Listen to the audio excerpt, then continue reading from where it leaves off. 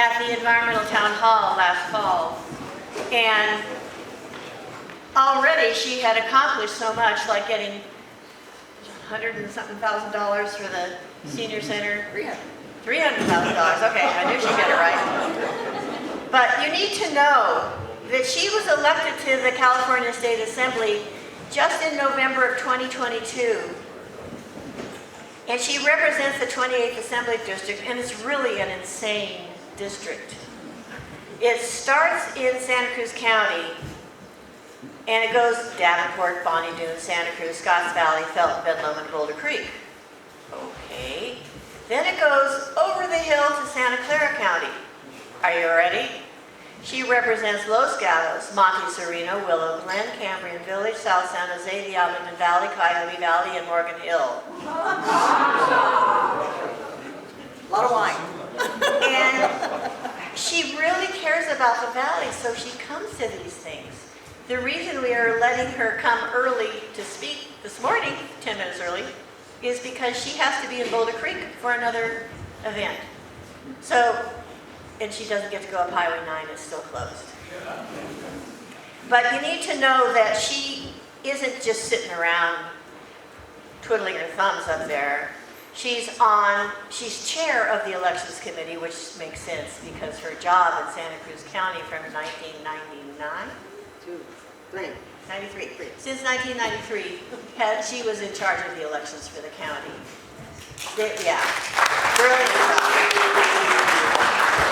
But that gave her real insight into how things work. So she's done a great job, and she's a member of the Appropriations Committee, the Business and Professions Committee, the Natural Resources Committee, and the Rules Committee. Not rules. Not the rules. Yeah, okay. Okay, yeah. That's all one? Jimmy. All right. And she's on several select committees, things like wine and mental health and all sorts of amazing things. So she's up there representing us. She really cares about us. And so she's here today, and she's going to update us on the state of California's environmental protection policies. We're very grateful she's here. Thank you. Gail, your turn.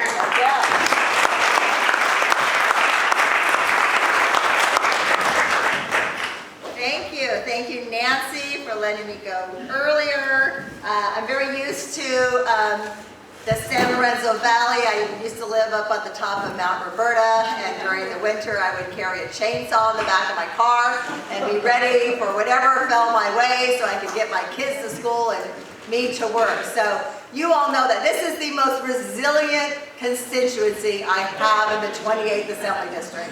You guys do not mess around. You know how to get yourselves from one place to another. You know how to respond in case of an emergency or disaster. And I just want to thank you so much for everything you've endured over these last several years through the CZU fires, the pandemic, the torrential atmospheric rivers that we experienced. I mean, you folks are really amazing.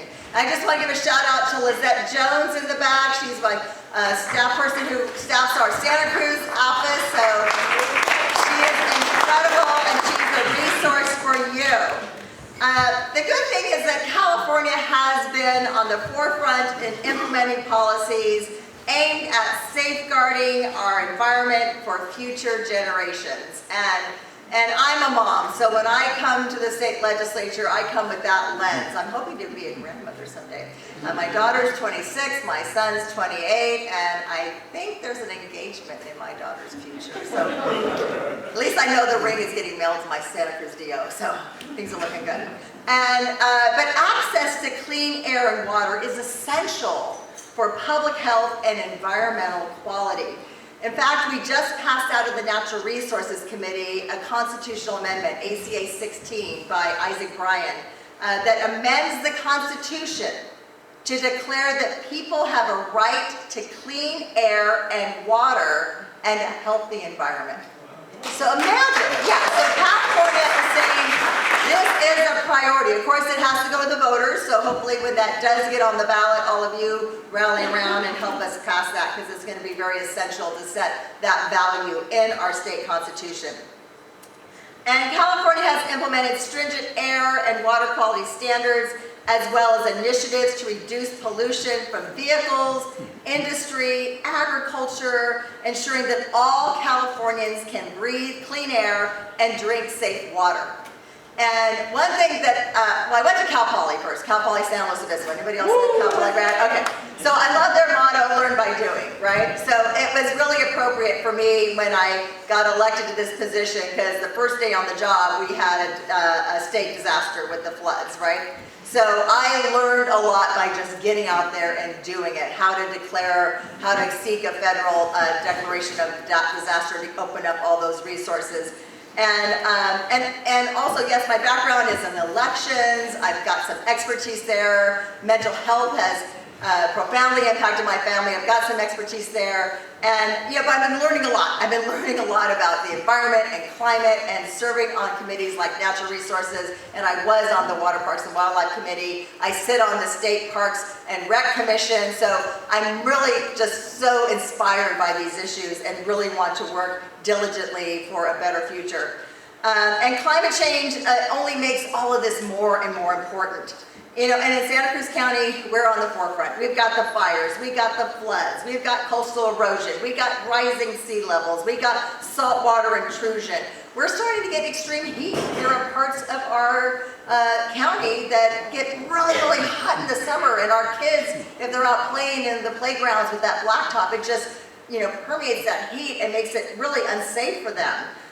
We've got to have a drought. We've experienced river flows, decreasing river flows that mean less water available for ag, fish, ecosystems. So we are really, you know, the center for all of this.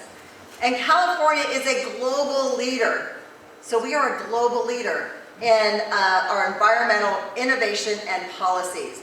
We have ambitious goals. We're wanting to achieve carbon neutrality by 2045 and transitioning to 100% renewable energy. Yesterday, I had the pleasure of going to Berkeley for the California Environmental Voter Climate Summit. I was only able to be there for 2 panels, but oh my gosh, I learned a lot. And as you all know, our transportation is the largest emitter of greenhouse gas emissions, and California has led the way again by banning the sale of gas-powered cars by 2035. The state is committed. We are committed to renewable energy sources, including solar, wind, and hydroelectric power. And one thing I heard yesterday was that we need to be creative about using unused space and buildings in our areas, because they could be used for solar and storage backup, battery backup as well. And our efforts to expand renewable energy infrastructure and incentivize clean energy development is absolutely critically important. Bottom line is electricity costs are so high, they undermine reaching California's climate goals. And that is truly unfortunate. We are in battle with the CPUC. And I'll tell you this, anytime constituents know about a state agency as much as you know about CPUC, that does not bode well for that state agency. And, you know, the bottom, I mean, if you put a new electric heater or replace your gas stove and your monthly electricity bill goes up, I mean, we don't like being punished for doing the right thing. So we need to really step up and make sure that we need to get the most green for the least amount of green. So we need to prevent the cost of greening the grid from cutting off black, brown, and other vulnerable populations from the grid because it costs too much. And, you know, I learned this yesterday too, shut-offs. Shut-offs have driven thousands of families, especially renters, onto the brink of homelessness. So there are so many people in our communities who could not afford their electricity bill, so they've been shut off. I maintain 2 households because I travel from Sacramento to Santa Cruz. And so I'm a customer of SMUD and I'm a customer of PG&E. My SMUD bill for the same amount of electricity is about $100 a month. Here with PG&E, it's $250. There was a 33% increase in our electrical bills in 2023 and another 20% increase in 2024. So I am working closely with a group of legislators on working with the investor-owned utilities to hold them accountable, make sure they don't just bring home huge profits every single year, and bring the money back to the customers and make electricity more affordable for you. So, thank you. So one bill we're working on right now is AB 1999 by Jackie Irwin that basically, there was a proposal passed through a budget trailer bill in 2022. I was not there at the time, but basically set up your utility rates to be based on your income, not based on your usage, which is insane, and it's also hard. It's your privacy issues too, and your income may fluctuate year to year. So we are trying to move it back to a fixed rate system so you know what your energy costs are going to be. Bravo. They're hoping for it, yes. And IOUs, they spend with no limit. There's $14 billion on wildfire mitigation. It's like they have a credit card with no limit and someone else pays. It's like my kids when they were in their teens. I had to just reel them in all the time.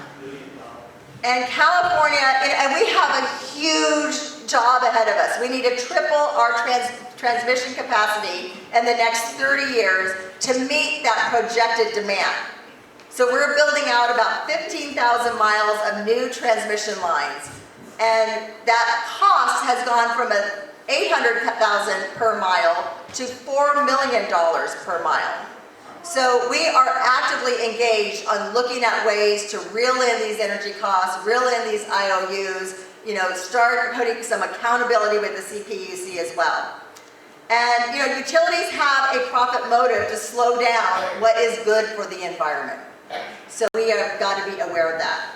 So the PUC reform bill, one bill, another one by Assemblymember Jackie Irwin is AB 3247, which requires the director of the Public Advocate's Office to be appointed by the Speaker and the President Pro Tem of the Senate. Currently, that person's appointed by the governor along with the 5 members of the CPUC. So we want greater accountability there and checks and balances.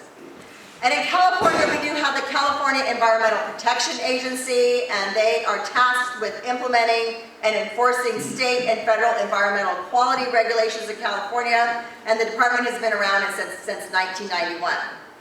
So we've all heard about the 30 by 30 goals. We've got those happening as well, and there was a bill by Senator Min, SB 337, that codifies that goal of the state to conserve at least 30% of California's lands and coastal waters by 2030.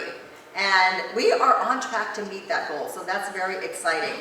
As of April of 2022, conservation areas account for 24% of California's total land area and 15% of our total coastal water area. So while ambitious, the state does seem to be on track on meeting this 30 by 30 goal. Of course, we are entering a year with a budget deficit. I'm very jealous of my colleagues who were here in 2022 when they had that $90 billion surplus. I get elected and we're in the toilet. So right now, the deficit can be as high as $73 billion.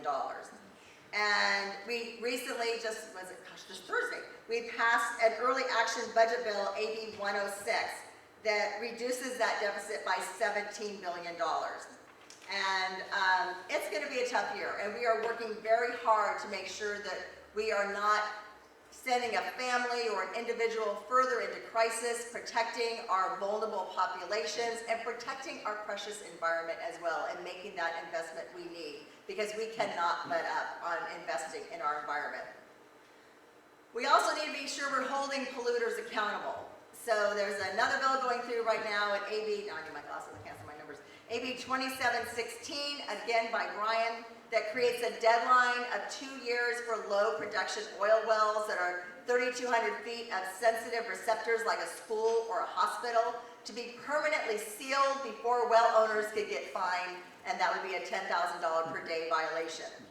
We also have a great bill by my colleague to the south here in Santa Cruz County, Assemblymember Dawn Addish. She is phenomenal.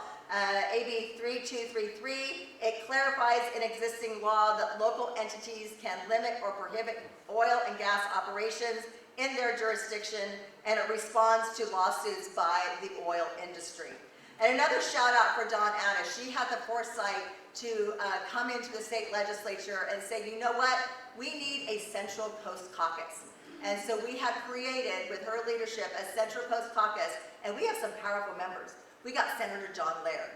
We got our Assembly Speaker, Robert Rivas. We've got Greg Hart out of Santa Barbara, and Dawn Addis, of course, as well, and myself. So we are working diligently on all those issues that impact this region. And the past year, the legislature successfully got ambitious in environmental bills signed by the governor and chaptered into law that hold the largest polluters accountable and make substantial investment towards a clean energy economy. Where am I on time? Okay. A few more minutes. Okay, a few more minutes. So just go through a few more environmental bills. We got AB 1167 by Wendy Carrillo that ensures oil well operators pay for the full cost of plugging inactive oil wells instead of letting those fall to the cost of the taxpayers.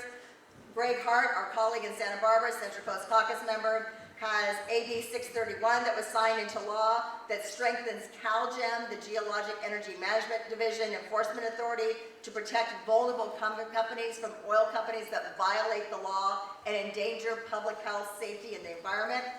Huge bill by our Senator Wiener, SB 253, on one of the most ambitious climate transparency measures.